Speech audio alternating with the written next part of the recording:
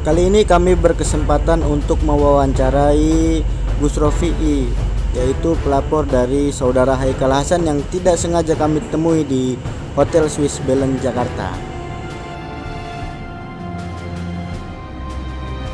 Assalamualaikum warahmatullahi wabarakatuh. Alhamdulillah saya berkesempatan bertemu dengan Gus Rofi'i, bintang tamu di acara 2 CCTV One, dan beliau inilah yang melaporkan Haikal Hasan. Benar? Iya. Kira-kira bisa diceritakan nggak Gus? Masya Allah, ini saya lagi mau cari makan ini. Ini dari mana ini? Dari Bogor. Oh, Bogor ya. Ansor, Banser? Iya. Iya. Jadi gini, sampai detik ini saya belum mencabut ya tentang Haikal Hasan.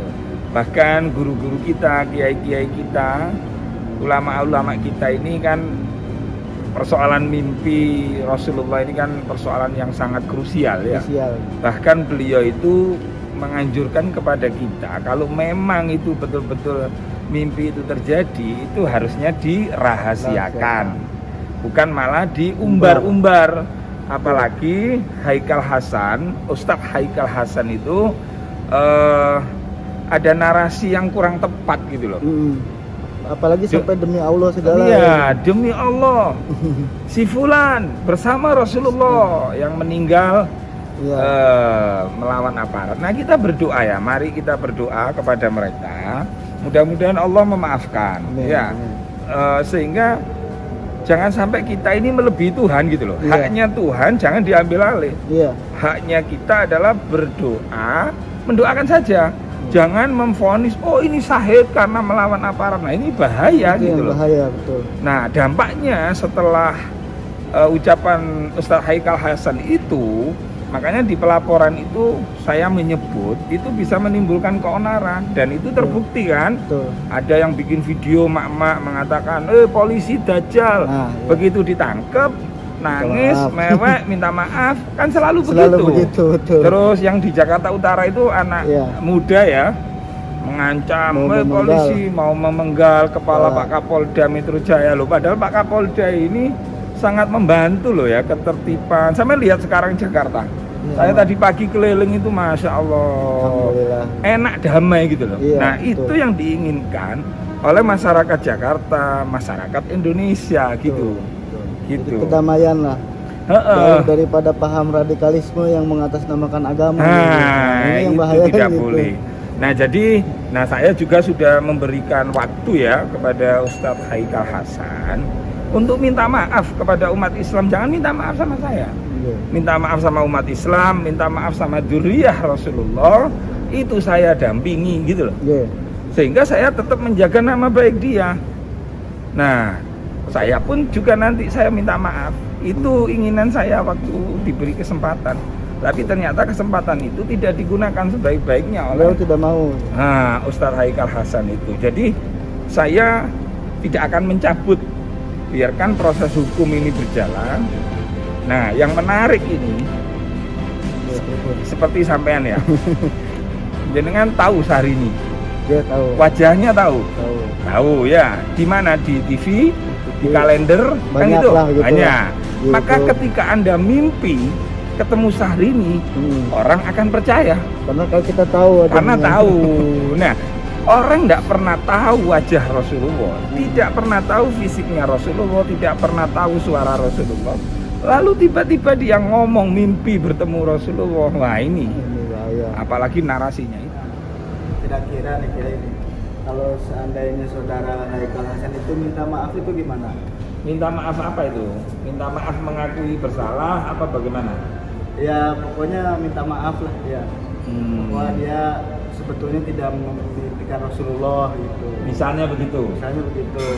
Gini loh, kan ada kaidah kullu bani adama khata'un wa khairul khata'ina tawwabun.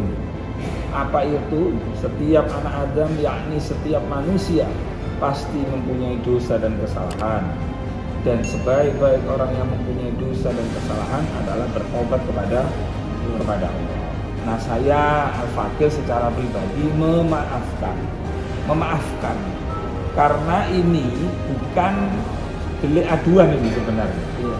karena pasalnya itu ya lumayan berat gitu kan. Jadi ya saya pasrahkan kepada proses hukum. Nah, secara pribadi saya memaafkan kalau Ustaz Haikal minta maaf kepada umat Islam, kepada dzurriyyah Rasulullah. Tidak perlu minta maaf ke saya. Saya ini apa? Saya ini rombeng saya ini, bukan siapa-siapa gitu. Cuman kalau ini tidak saya hentikan, Ustaz Haikal Hasan, saya takut narasi-narasi yang akan dibangun oleh kelompok-kelompoknya Ustaz Haikal dikit-dikit mimpi ketemu Rasulullah. Iya. Nah sebelumnya kan ada itu sampai Habib Umar bin Hafiz sekali klarifikasi kan gitu. Terus kemudian ada Kiai Madura difitnah bahwa beliau mimpi agar supaya mentaati salah satu pimpinan ormas. Nah jangan sampai mimpi Rasulullah ini dijadikan alat propaganda. Ini bahaya ini. Permainkan. Iya, umat Islam nanti bisa teradu-adu gitu. Nah coba sekarang ya, Mas apa ini namanya?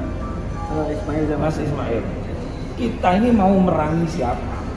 Kita sholat, kita ibadah, kita zakat, adzan di masjid, sholat berjamaah itu bebas kok umat Islam. Nggak ada dibatasi gitu. Memerangi terus menuduh pemerintah memerangi umat Islam misalnya. Umat Islam yang mana? NU, Muhammadiyah, ormas-ormas yang lain itu ya baik-baik saja gitu. NU tidak merasa diperangi ya. Jadi pemerintah negara pastilah memerangi orang yang melakukan pelanggaran hukum. Pasti itu gitu loh. Coba ya presidennya Insinyur Haji Joko Widodo, Islam. Kemudian wapresnya Al-Mukarram Kiai Haji Ma'ruf Amin, Islam. Ketua DPR-nya Haji Puan Maharani, Haja, Islam. Ketua MPR-nya Haji Bambang Susatyo, Islam. Ketua DPD-nya Lanyala Mataliti, Islam. Kapolri-nya Haji Muhammad Idam Aziz, Islam. Panglima TNI-nya Pak Hadi juga Islam. Pemimpin-pemimpin kita ini Islam semua gitu loh. Jadi tidak masuk akal kalau negara memusuhi Islam. Itu sudah tidak boleh itu pakai narasi seperti itu, dosa itu propaganda besar itu. Iya. Nah Pak Kapoldanya Irjen Pol Dr. Andes Haji Muhammad Fadil Imran. Nah beliau ini bukan jalan karena pribadinya, tapi dia menjalankan hukum gitu. Prosedur hukum ini kan terus berjalan kan? Dan itu berlaku bagi semua, tidak boleh pandang bulu.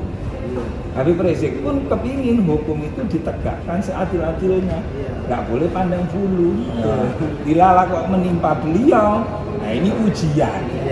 Ujiannya Habib Rizik dengan ujian ini siapa tahu makin dekat sama Allah. Tapi gitu. Ada yang bilang gini kayak ini, loh itu kan Islam, harusnya sama Islam itu merangkul bukan melaporkan. Itu gimana? Jadi begini nih, ada kalanya di saat dirangkul itu malah jual mahal. Maka saya melakukan langkah ini, ya tujuannya ya merangkul. Sama endingnya adalah merangkul kan gitu kan. Nah, jadi orang itu kalau tidak ditegur keras merasa tidak bersalah. Begitu ditegur keras akhirnya menjadi sadar. Dan perlu diingat, jihad paling bagus itu di zaman sekarang ya, apalagi medsos, itu jihad konstitusi. Bukan jihad di jalanan bawa pedang sambil takbir tapi sambil marah-marah. Nah, ini sudah tidak boleh gitu. Kasihan. Coba mereka itu yang kemarin demo takbir terus kemudian bawa pedang, begitu di penjara terus nggak ada yang menolong, akhirnya apa? Keluarganya, ibunya, menjadi beban, kasihan. Ya itu aja dulu, soalnya saya ini keburu ini, ini Mas Ismail ini sudah menyempatkan waktunya banget ini. Ngapunten saya tak izin pamit dulu ya. Terima kasih sekian wawancara kita hari ini. Sandalan japit saya. Loh. Saya ini sampai sandalan japit ini diwawancara. Ini ngedadak ya, jadi pertemuan tidak sengaja, alhamdulillah bisa bertemu beliau. Oke, terima kasih ya. Terima kasih. Assalamualaikum warahmatullahi wabarakatuh.